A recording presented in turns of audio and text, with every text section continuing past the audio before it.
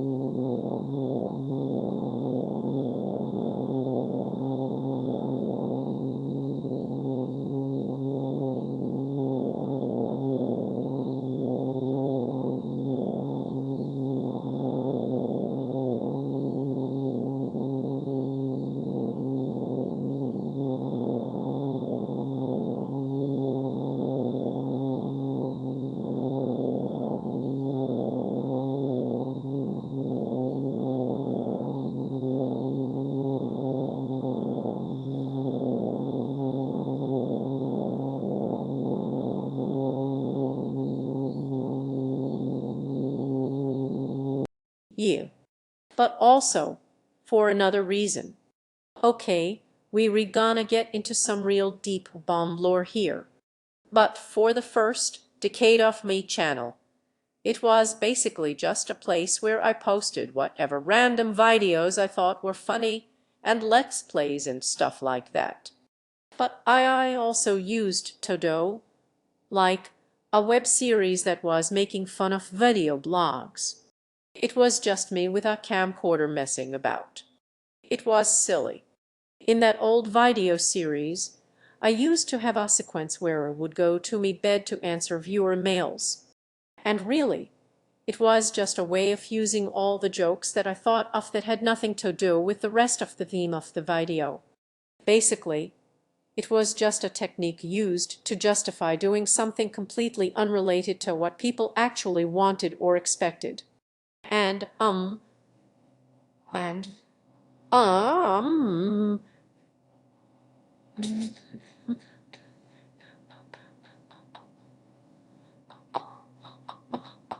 so I'm using it now for a different reason. Sitting on these bed. Sitting on this bed.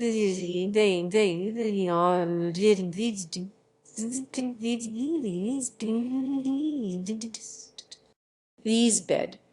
Because sitting on this bed with these ancient sheets from 1996. 7. I'm using. Makes me feel nostalgic for an earlier point in my life. And that's what this video is gonna be about. Speaking of the past, the 1980s were really interesting.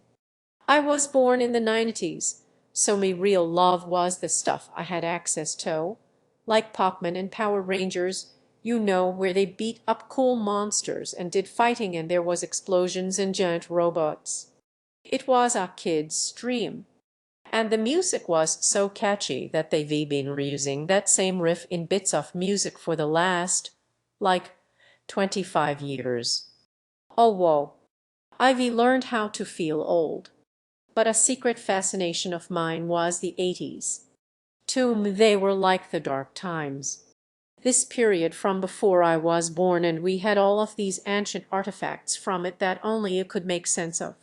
The Teenage Mutant Ninja Turtles and He-Man and the Transformers weren't really for me. They were for kids from a previous generation.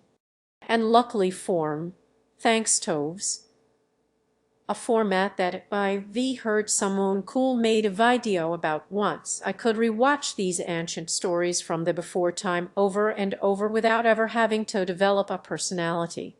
Transformers in particular was really cool. But then one day in Blockbusters, and I only realize now how dated this video is going to be, I saw a copy of a tape for the Transformers the movie. And that's weird because I thought movies were for adults and not kids who watch their favorite stuff at 5 in the morning or however early I used to be able to wake up. So I forced my dad to rent it, and I spent a weekend watching it over and over and storing all of its images in me brain for the rest of time. There are some powerful images in that film which will never leave me. I never learned an instrument. I will never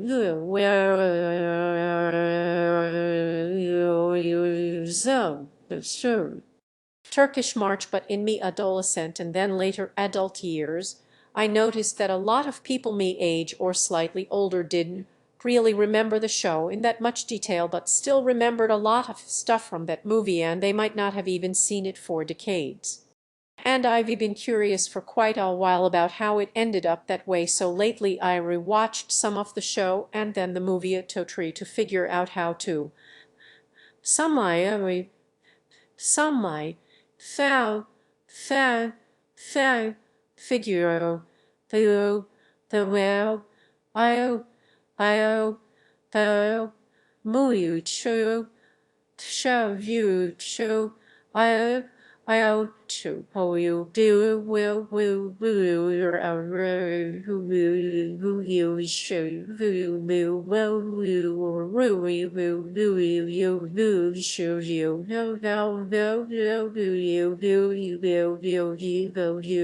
you, will, all, you. I will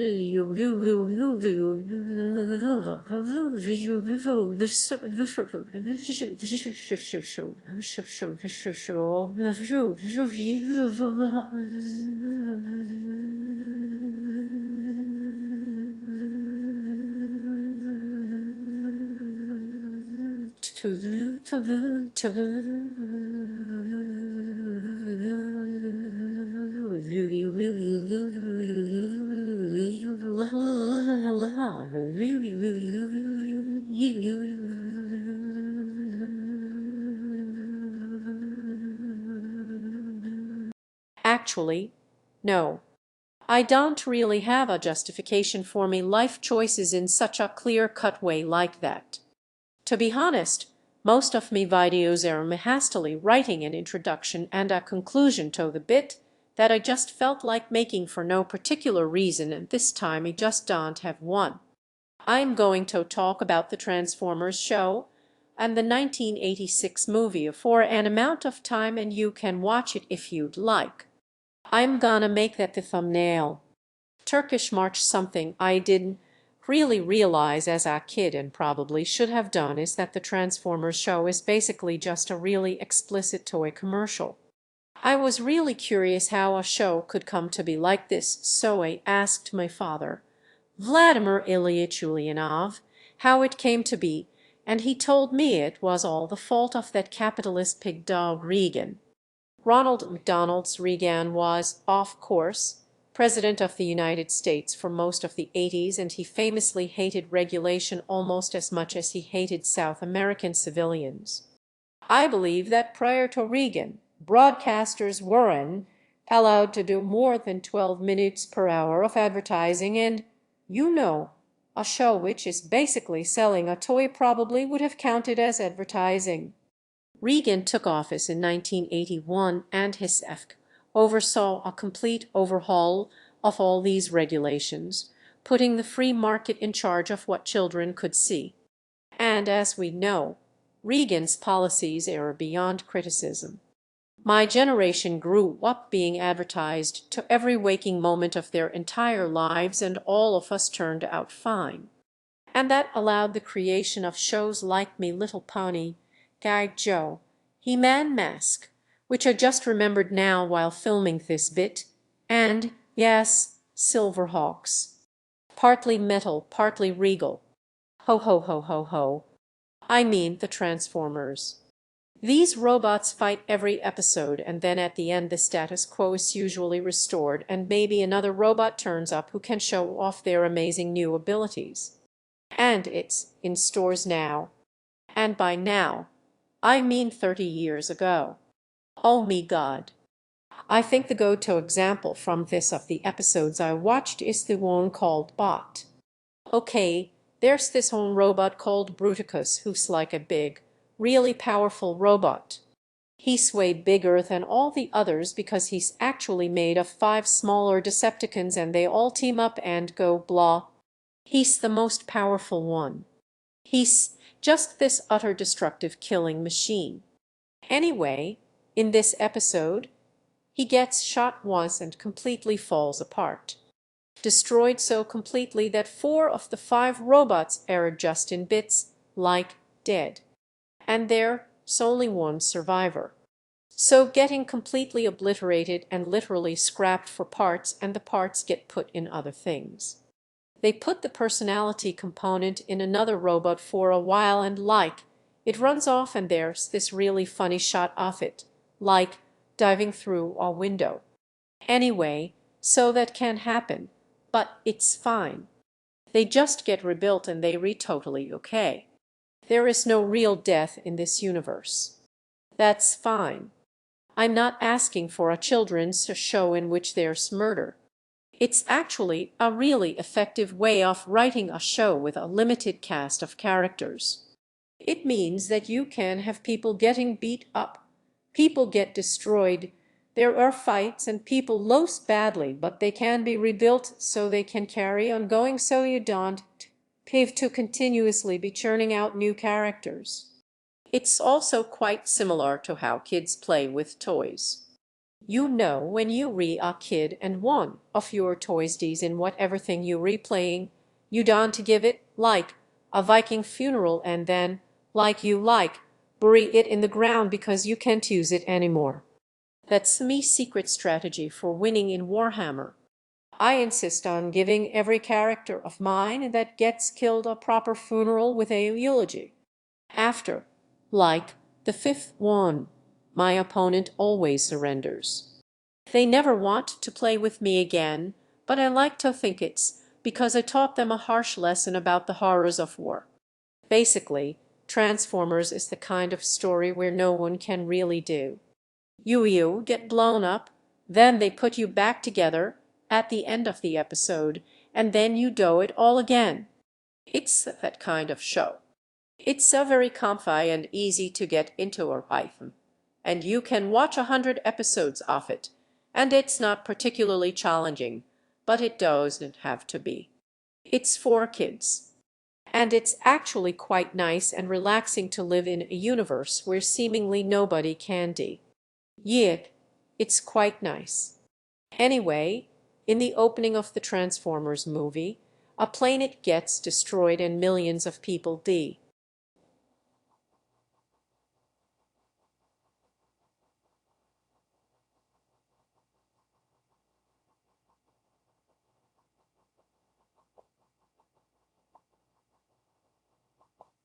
Yeah, there's a bit of a tone difference in the movie. Like, we see an actual civilization full of people going about their everyday business. There's even, like, malls and shopping centers. And then we get to watch them get completely obliterated and devoured by this giant monster. I don't really remember the movie being that different as a kid. I remember the show being like really cool and kind of violent. There was lasers and explosions. But as an adult, the difference is like so clear and shocking. Something is clearly very different from the previously consequence-free cartoon. I mean, the episode where the guy gets blown up into tiny pieces and put back together is the episode before the movie. And it's like you go right from that to this. Let's take a moment to talk about Unicron as a character. Because as a kid, he was the big bad robot of the movie. He was the robot. I move. This is they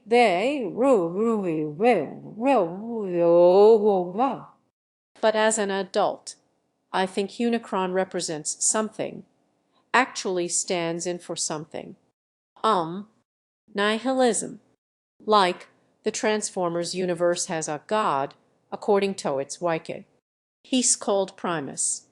I think in some continuities, he's literally Cybertron. And you know, just how to pretend to be a planet. It's a robot in disguise. But, at least in the philosophical sense, Unicron is the closest thing we see in this universe to, like, a god. Like, it's absolutely gigantic. It's incomprehensibly powerful. It can destroy entire planets. But what's interesting about it not him, it is it does and to do it because it's evil or bad. Maybe they change this in characterization later. But in the film, it's so very clear that it's eating. This is how it feeds to survive. It's this almost Lovecraftian thing. It's so much bigger than us, and all it wants to do is eat. And we just happen to be food on the planet it's eating. And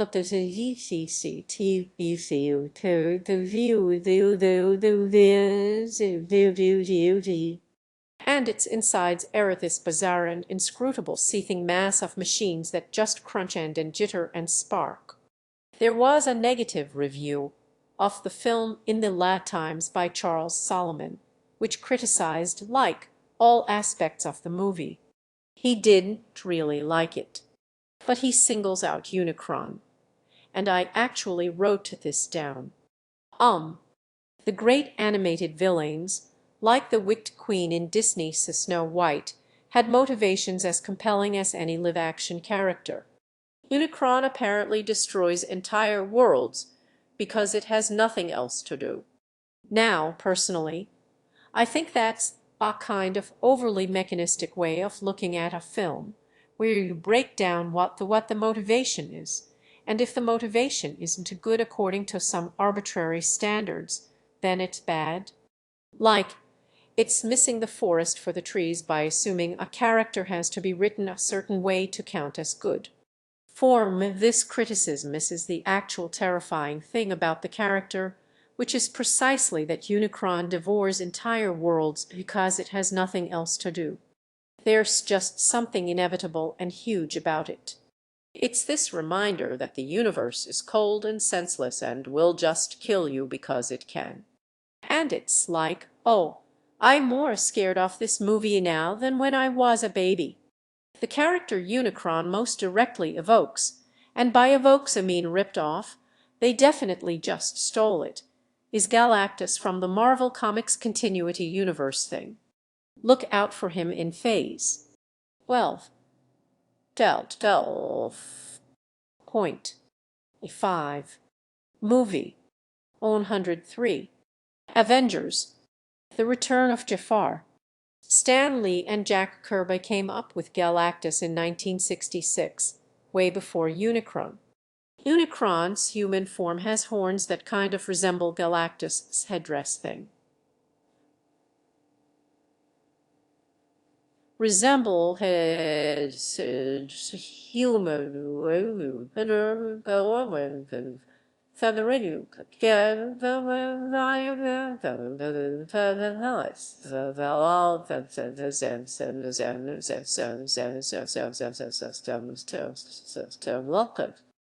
might not be intentional, but I hope it was, because the rest of the character was clearly taken from that as well. Galactus is a invincible, or almost invincible, whatever, godlike entity that eats planets to survive. In an interview, Jack Kirby wrote this about Galactus. Galactus is a sort of god. He is beyond reproach, beyond anyone's opinion. And this is kind of what I find interesting about Unicron. Its life cycle just involves eating whole planets. It's not got a moral compunction to do it. It's just trying to survive, and it will genocide you. That's like a different kind of horror to the sorts of evil that we normally think about in morality plays and children's media and stuff like that. And Stan Lee said this about him. Galactus was simply another in a long line of supervillains who we loved creating. We felt the only way to top ourselves was to come up with an evildoer who had almost godlike powers. Therefore, the natural choice was sort of a demigod. But now what would we do with him? We didn't want to use the tired old cliché about him wanting to conquer the world. There were enough would-be world conquerors in the Marvel Universe and in all the other comic book galaxies. That was when inspiration struck. Why not have him not be a really evil person? After all, a demigod should be beyond mere good and evil. He'd just be don't laugh hungry.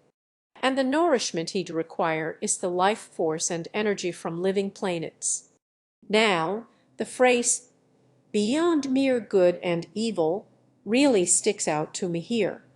Not just because it's the name of a book by Friedrich Nietzsche, like a work of philosophical aphorisms that are all about dealing specifically with how we build a morality in the wake of the discovery that our previous assumptions, like that there was a God who guaranteed good and evil, just didn't.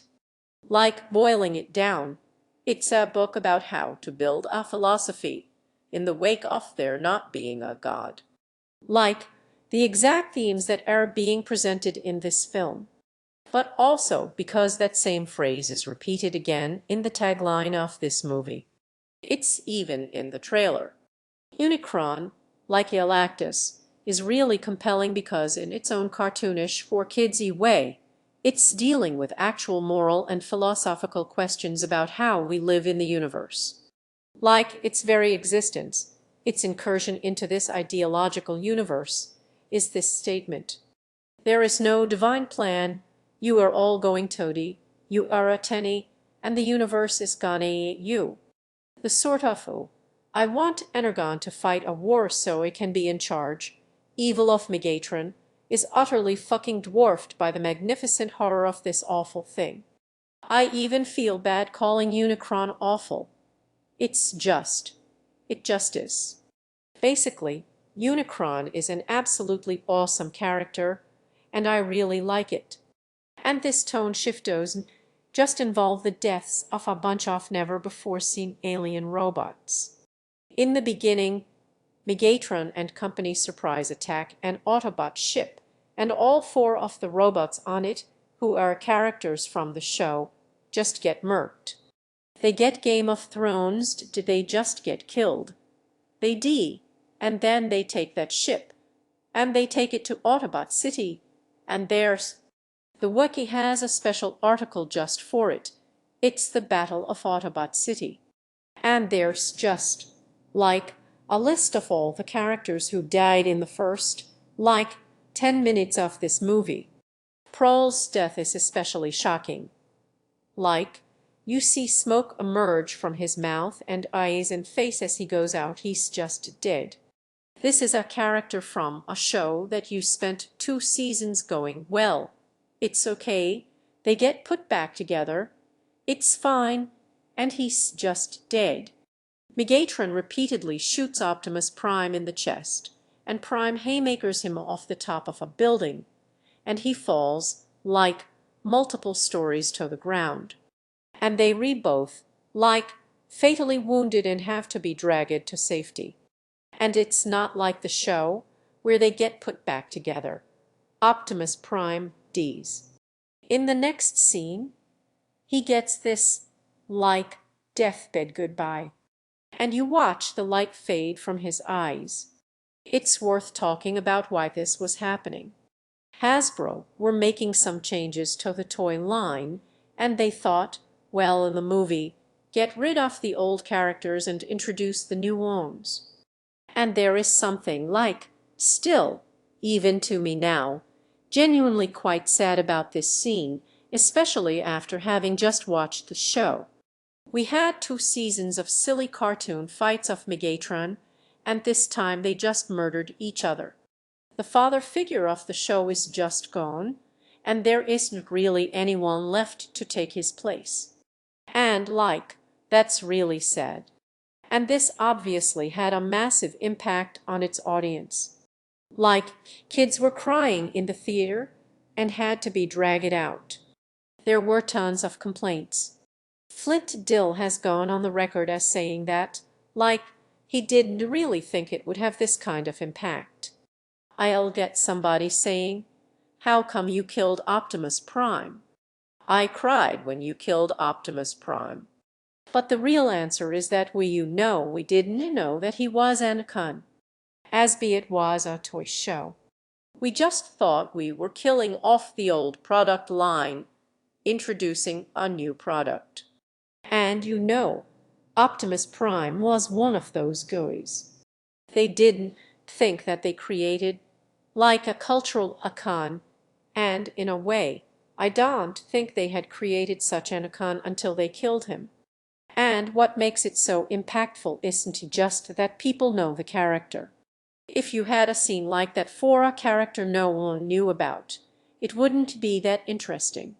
It's the specific juxtaposition of this with the kind of immortal, everything's fine, don't worry about it nature of the show. It just invented death in a universe where previously that couldn't happen, and for a kid that's way more shocking than something just dying. It's that specific contrast. And I think this specifically is what makes the movie interesting, and makes the movie and the show by relation such a memorable pop cultural artifact. It's this specific change they made, which they didn't have to in the movie. Like in the show, as we explored, the story didn't really matter. No one blinked an eye when everyone was dead for 4 million years. Sometimes Megatron can flee. Doesn't matter. It's fine. Don't worry about it. All of a sudden, you do have to worry about it. People candy now. And that, too, like a kid, is like agent punch in the face. It's like, oh God, there's a real world out there with consequences, and I have to live in it. For me, the introduction of Galactus and the death of Optimus Prime are the actual beginning of the story of Transformers. There are actual real big problems and not just these silly cartoony villains that you have to face. There's this existential dread you have to somehow deal with, and the people you look up to can go and just be gone, and you might have to take their place, or learn to make dough in a world without them. And how do you deal with that? And all of a sudden, this silly show about space robots has a meaningful story. And I think that's why I find the Transformers movie is so interesting, and why I wanted to go back and think about it.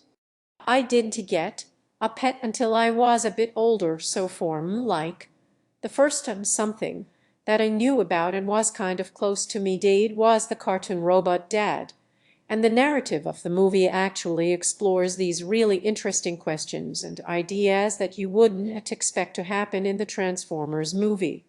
Questions like, how do you deal with the fact that your existence is probably meaningless and everyone you love can and will die? These are like really important and difficult questions that we as humans have been striving to try and answer for hundreds if not thousands of years. Like, that's basically all Friedrich Nietzsche did until he, went mad and hugged a horse and died.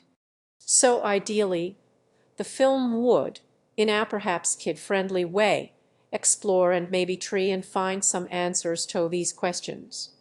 I said ideally there because it doesn't really. Like, I've bigged this movie up a lot, set up all the things about it that I like and the interesting concepts that it kind of almost explores, but the movie isn't very good. Like, for all the bits in it that I like or think are really interesting, there is a lot of bullshit. There's loads of scenes of characters just faffing about and saying one-liners that no one ever thought was cool. Most egregious is the guy who talks really, really fast because his thing is he moves really fast, and the little one that, talks in rhymes. What about me Magnus? What about Mha, Mha? I can help. I want to help. What about friend? Fine. Look behind. You go wrong way. You fool. I say. Absolutely, positively, definitely. Nobody can get this job done faster than I can. Nobody, nobody, nobody. I've gone out of me way to not learn their names because I want their existence to slide from me memory as quickly as possible. If you think this film is actually good, it's because you forgot about 75 of it. But the 25 of stuff that's decent, it actually deals with some really interesting stuff sometimes. One scene I really quite like is when Unicron eats two of Cybertron's moons and Bumblebee sets a bomb to detonate while it's being eaten by Unicron, and they escape, and then it just isn't affected by the explosion at all, and they get sucked into Unicron and eaten, and they just gone for the rest of the movie, and you only found out that they didn't TD, right at the end. It isn't even dented. Oh shit. What are we gonna do now? They actually said I swear in the children's film. That's how bad things have got for the main characters. I actually find this really compelling even as an adult. Watching the characters see this horrible thing coming and try to formulate a way of attacking it and getting away, and watching it just fail utterly and watch them get sucked in anyway. It's really cool. And I think there's an important thematic thing there, the characters are coping with the death of a lot of their friends and even their leader, someone tremendously important to them, and Unicron. If it represents nihilism or this understanding that life is meaningless, in a really direct, literalized way, the characters are trying to deal with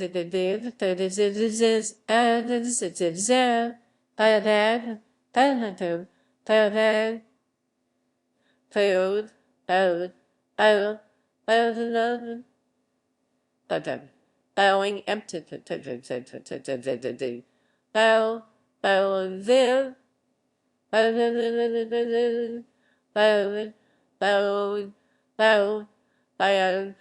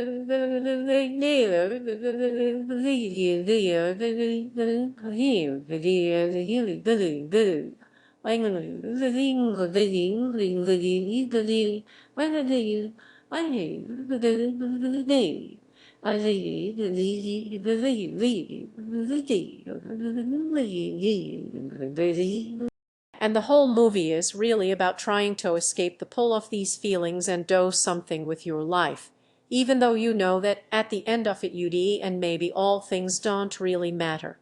Like that the ultimate question of the film, basically, is oh shit, what do we do now?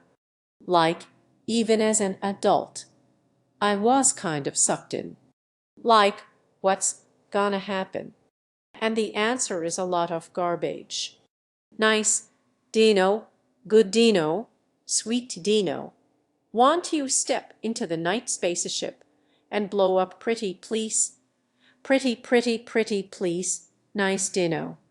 I'm trying to get them to the shuttle. What's so magical? I'm gonna get on the Dino, get on the Dino, get on the Dino. Oh way, we gonna mess about for a bit now. Galvatron old flay past and go.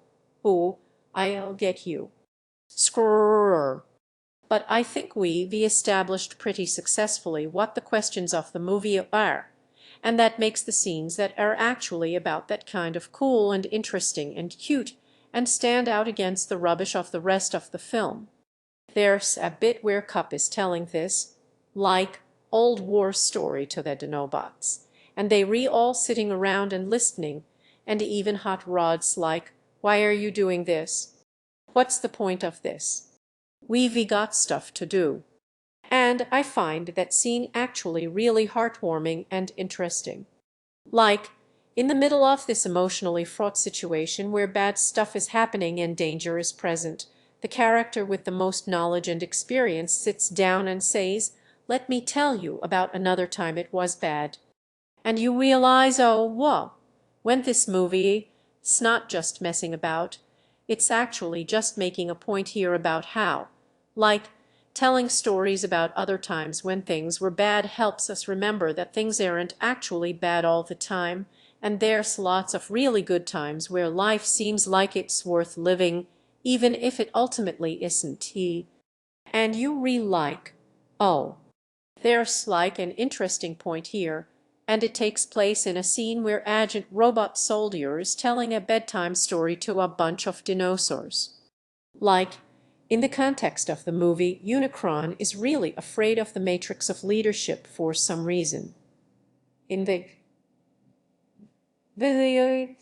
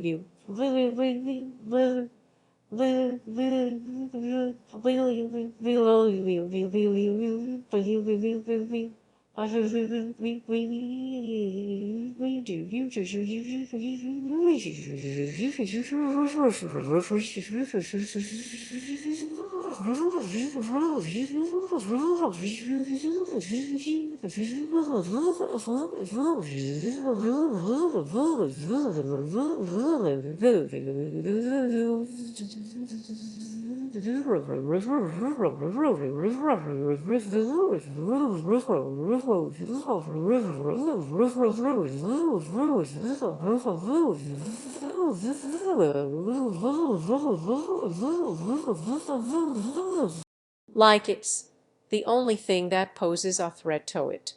And it's clear here what the matrix of leadership actually is. It's all the stuff that the Autobots are doing to continue carrying on, even when it seems pointless and like they can't win. It's all the little things that actually constitute our morality. That stuff is what allows the Autobots to carry on, even when all of this bad stuff has happened. And there's the specific thing that it's called the matrix of leadership, and that begs the question of like, What is leadership? What was the je ne sais quoi that made Optimus Prime the cool guy? And that's being explored here in how the characters deal with this tough situation. And what I find really interesting is that the guy who's picked as Prime's successor is objectively really bad at the specific things required of leadership. Like Ultra Magnus even says in the scene, he's like, "But Prime, I'm just a soldier. I'm not worthy. I am not a good successor to you. I'm just a guy who's good at the thing that he does." And he's right. Like, Ultra Magnus makes leadership decisions in the movie, and they always are basically just concessions to the Decepticons that actually make the situation worse. Like, he pulls this clever trick where he lets most of his ship be blown up so that, like, a little bit of it with them on it can escape, and that buoys them, like, 5 minutes of time in the movie. And then after that he creates a diversion so that the rest of his pals can escape, which gives him and the Matrix to Galvatron. Basically, just loses. He's just the highest-ranking guy. He's not a conceptual leader type figure. He's not actually good at making the kind of high-concept decisions a leader should make, whatever those may be. I wonder if there's an answer to that question explored by the end of the story. So that begs the ultimate questions. What actually is leadership if it's not just being in charge? And how do we make all of this work? How do we make a positive change in a universe where it often seems hopeless? And this gets explored on the other ship, which also crash lands, but on a different planet. The one with Hot Rod and Cup and the Dinobots on it. So they encounter these Piranha-like, Transformerish robots, and Cups like, "We should fight them. Let's do the universal greeting. Don't act hostile." I'll use the universal greeting. I'll use the universal greeting.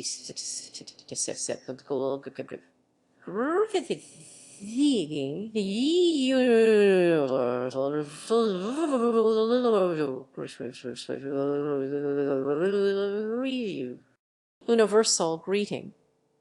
Oh,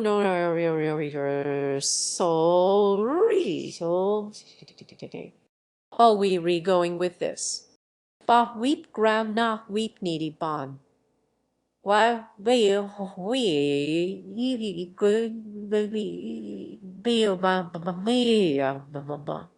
Bah-weep-Graaaaagnah, weep needy bon. What I find interesting about this is the sheer friction between the concept being explored and the way it's being explored. Like the idea of, in this vast universe with multiple different languages and levels of intellect and consciousness, the idea that there is a universal phrase which to anyone means vaguely, "Hi, I'm your friend," is like a super fascinating.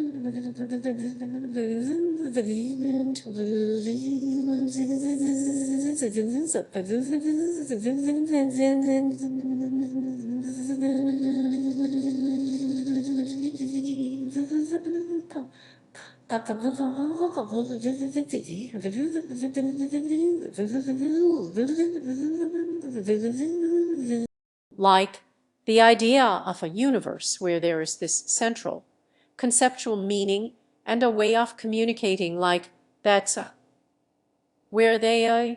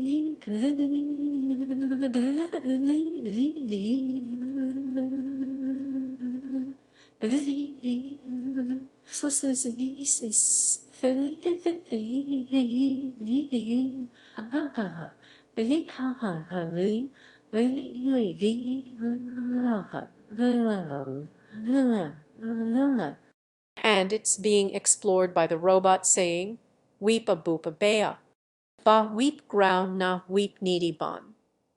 Why we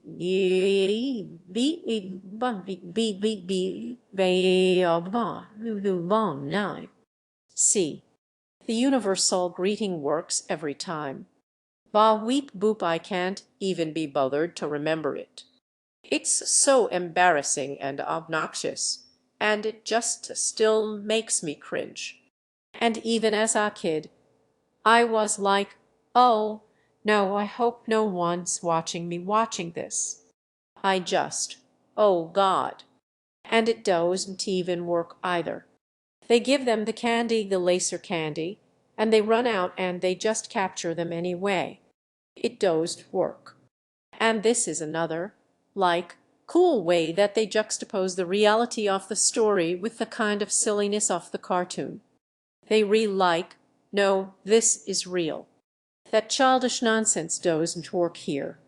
You've got to be realistic. You should have slaughtered those other sentient beings. So they escape, they get on a ship, and they go to pick up the other Autobots. Right. And then they have a repeat of the last encounter they just had. Like, they meet this new alien species that might be possibly hostile, and this time Cup's like, let's just fucking shoot them. We got them. And then we get the point of the movie. We get the moral core, the thesis of the film, and it is simultaneously the silliest thing ever, the worst, stupidest, most baddest scene ever, and also amazing. So Cup's gonna shoot them, right. And Hot Rod goes, no, I've discovered the moral core of the movie. Let's do the universal greeting again. What was that universal greeting again? Never mind, I remember. Bah-weep-Graaaaagnah, weep ninny bong. And they do it. Bah-weep-Graaaaagnah, weep ninny bong. Bah-weep-Graaaaagnah, weep ninny bong. And it works. Bah-weep-Graaaaagnah, weep ninny bong. And everyone's happy, and they form like a circle around them, and they do a big dance, and everyone's their friend. And then you like, oh shit, the movie actually making a point here with this incredibly childish thing. The point is the childishness. Like, the movie has just positioned the naive and childish desire to make friends in spite of everything as the actual radical positive moral choice to save the universe, where you try the thing, even though the world has told you it won't work and it'll be bad, just in case it might. Just in case you might actually be able to unite with these other people. And sometimes it works. Despite appearing on the surface to be a deeply cynical movie, What it's actually doing is setting up all the really good reasons that you should be cynical about the world and your place in it, and then saying, no, it's actually really good to be a bit naive sometimes. And maybe that's the thing. Maybe that's the miraculous way that we build our morality in this universe. We, perhaps in a somewhat silly way, assert that this does matter, and everything can work, even if it doesn't seem like it. And this is the film answering the question of what is leadership. Hot Rods goes, no, let's not do the tactically clever thing. Let's be unrealistic. Let's believe that a peaceful, mutually beneficial outcome is possible, and we can actually all get on and have this peaceful encounter. And it seems like an unrealistic and silly thing, but someone there asserting that they believe it is possible causes it to happen. And that is an actual philosophical statement about how to live in the world, to insist, if not demand, that better things are possible, even when it specifically doesn't seem possible at all. Literally this scene, where all of a sudden there's an answer to the darkness of the universe. The song that plays over the scene is Weird Al Yankovic's Dare to be Stupid. Dare to be stupid, and that's literally the moral core of the film. You have to dare to be stupid. You have to believe in the incredibly silly, idyllic thing. Ultra Magnus and the other robots immediately get, like, forlorn, and they want to be cynical again, and Hunter says, no, don't think about it in terms of whether or not we have the MacGuffin. Think about it in terms of what we can do now to make it work. You know, there's this old thing that a philosopher guy said once. A leader is to someone who tells you what to do and you obey because he's in a position of power over you. A leader is someone who talks and then you realize you believe them and you want that thing to happen as well. And that great philosopher's name was Optimus Prime, and I find this sort of positivity radically reshapes the universe thing happening as well with Unicron. Like Galvatron tries to use the Matrix and he doesn't really know how to understand it, but he does use it in some capacity because it suddenly causes Unicron to transform and unfold, and you actually get the coolest scene in the movie, this really awesome transformation sequence where he unfolds and moves and shifts, and it's got some of the best music ever. Like, I've listened to the Unicron the medley like 1,500 times in me life over the last decade. It's just incredible. Just Unicron's theme in general is just this epic thing where it's a mix of synthesizers and drums, and it's like this industrial hissing, and it's just. I realize that almost all of my musical interests spring forth in some fashion from the soundscape of the various iterations of the Unicron theme in the movie. It's also, like, really, really cool that the best scene in the movie is literally just a scene of something transforming. It's just, this is literally the film and it's really cool. I love it. But this scene is also a continuation of the themes of the story. Like, we've just seen that the assertion that things can be made better allows the impossible to happen.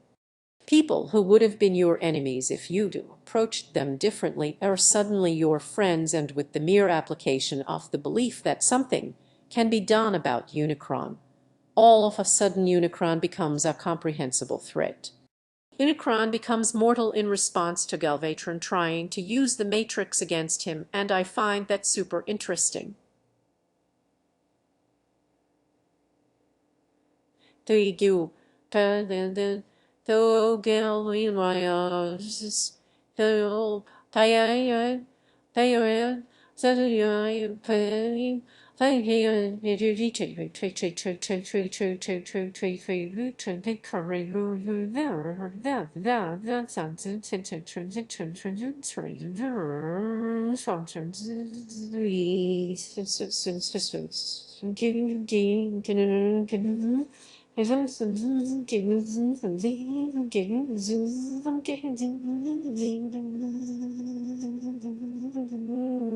the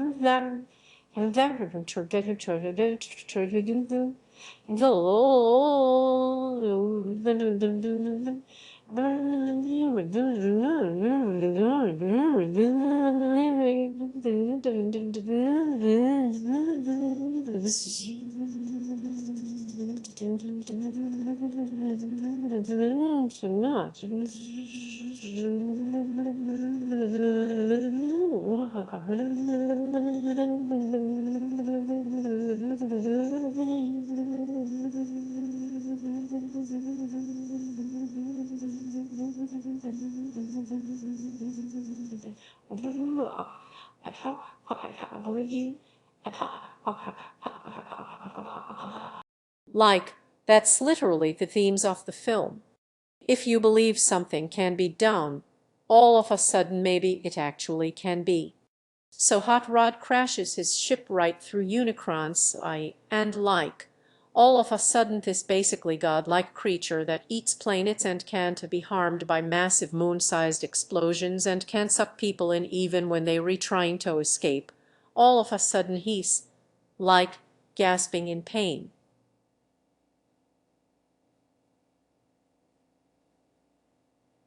Through place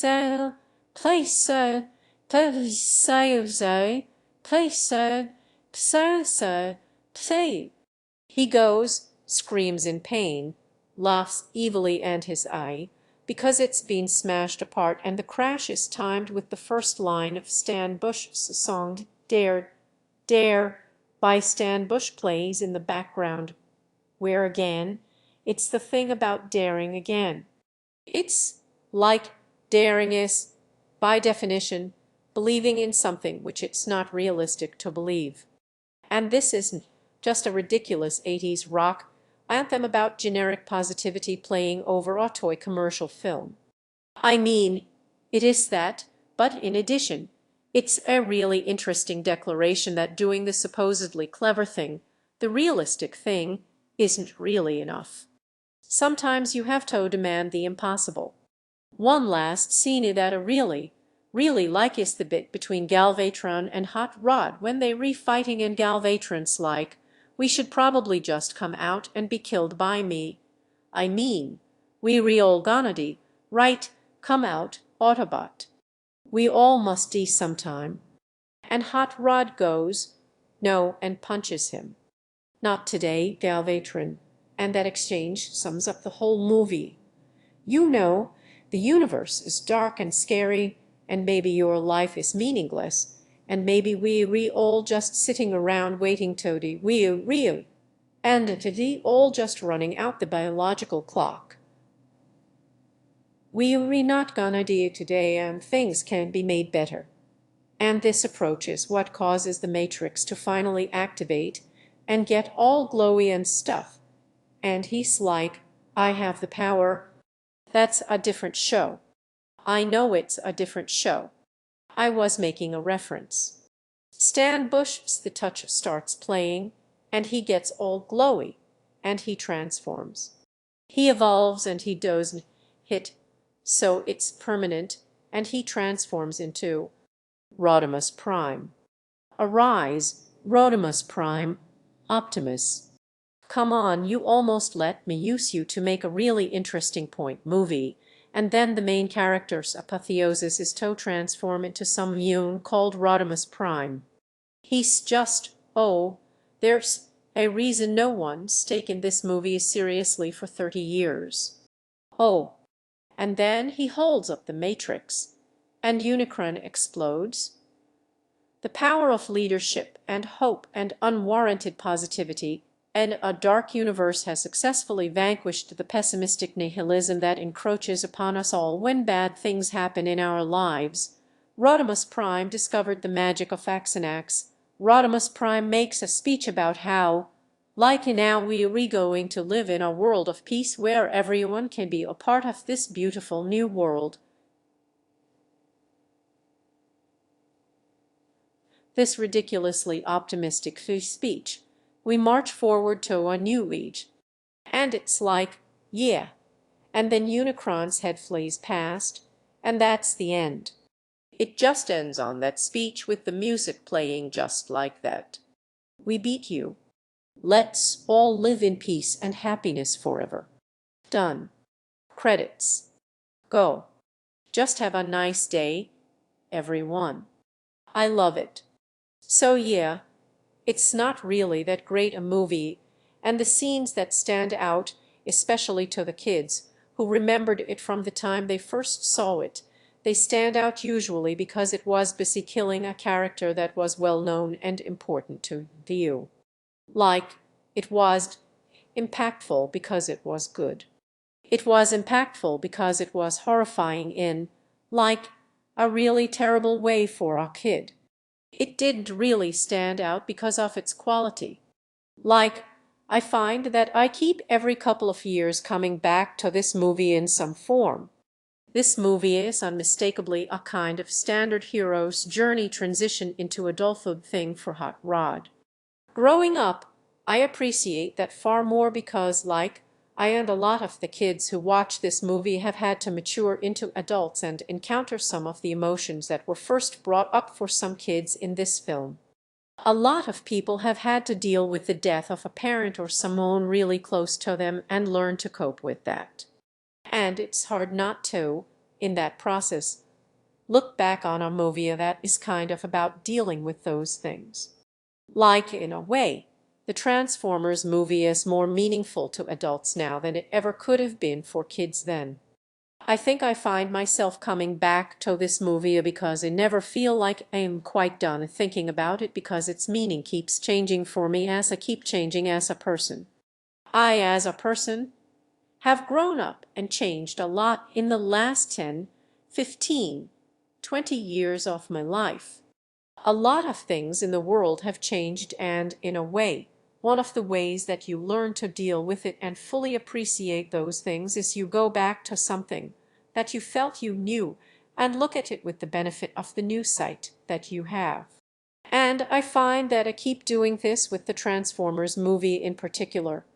Like 5 years ago, when I was just really into how clever I thought I was, I used to write for this website called smugfilm.com. Like, that was supposed to be a joke.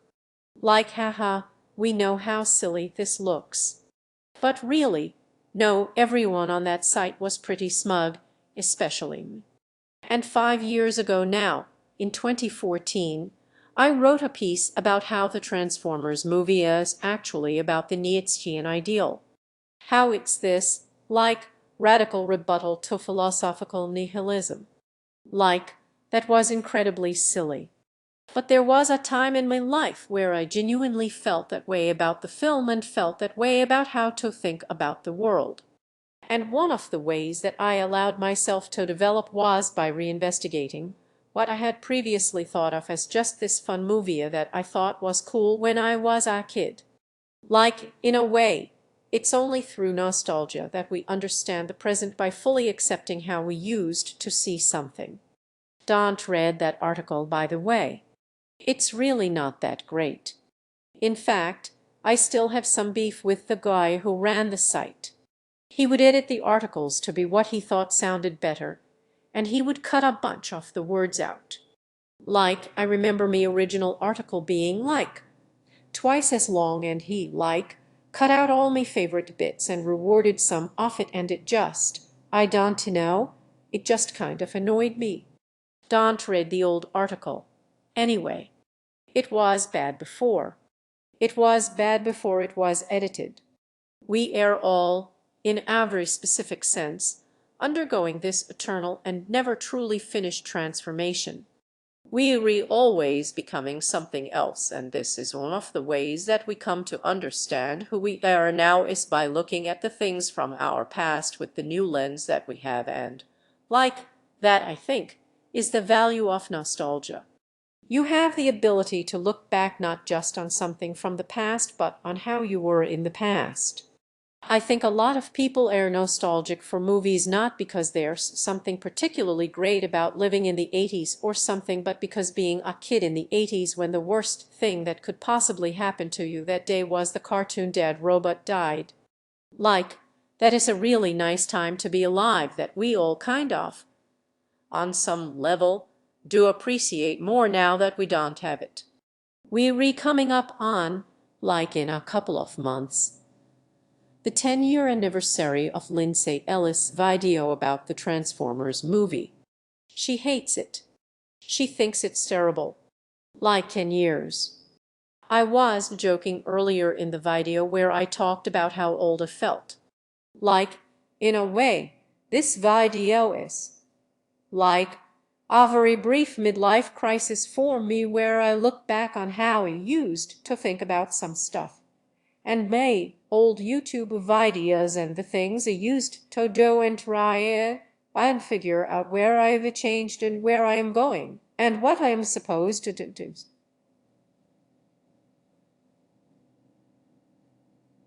Do I think the reasons why I believe that it can be better even if it doesn't seem that way, and that's how finding the way out becomes possible and obvious. I never really stopped believing in this silly cartoon. I just find better and better ways to intellectualize it. For the first time in my life, I feel old. I've felt like I was 19 until I was 26, and now I feel like an old person, and it's made me go, well, who am I? And looking back on all the old videos, it makes me think, whoa, I thought this was funny and maybe I miss having that much future ahead of me, but it makes me happy to be who I am now. It's fun realizing that while the past had its benefits, the present and the future are pretty cool too. This movie is a part of my process of thinking about life and the world, so it's been fun using it as an excuse to talk about these ideas now. So, yeah, thanks for tuning in to me midlife crisis. It's over now. I feel good again.